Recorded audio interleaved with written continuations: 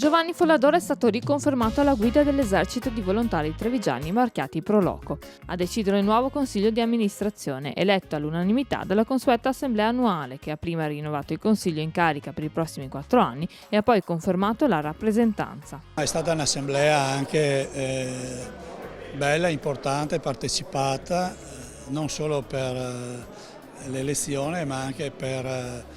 la volontà di presenza delle Pro Loco all'interno dell'UNPLI, e questo è un bel riconoscimento dell'attività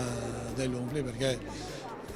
una sera d'estate 62 Pro Loco presenti, non sono poi con altri accompagnatori più di 100 persone e le autorità presenti, è stata per me una bella soddisfazione.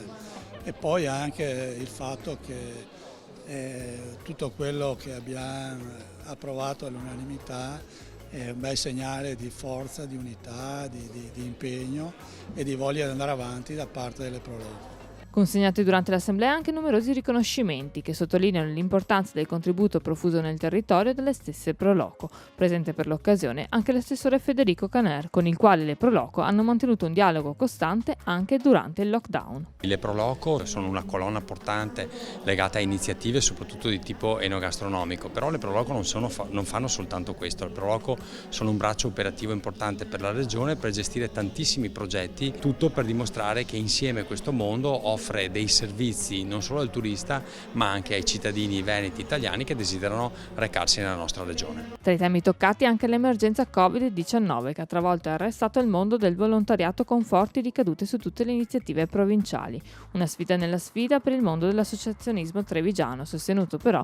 dal costante dialogo e sostegno delle autorità locali. Le Pro Loco oggi stanno soffrendo, sono impaurite, non hanno il coraggio di affrontare la situazione, anche se noi a livello nazionale, a livello regionale e province abbiamo cercato di mettere a disposizione insieme anche alla Regione Veneto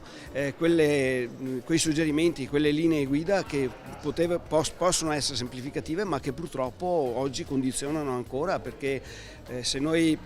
ci riferiamo a quello che era l'imposizione della sicurezza e quindi con tutte le dettature e con tutti i costi che c'erano, oggi aggiungiamo a quei costi anche quelle di Covid-19, dove la Pro Loco si deve dotare di tutti quelli che sono i prodotti sanificanti e oltre a quello di personale che deve essere a controllare tutti quelli che sono i visitatori, quelli che sono i turisti. Oggi è il nostro momento, quello di animare il territorio, di animare le comunità. E quindi noi sproniamo le Pro Loco a fare questo e lo stanno facendo.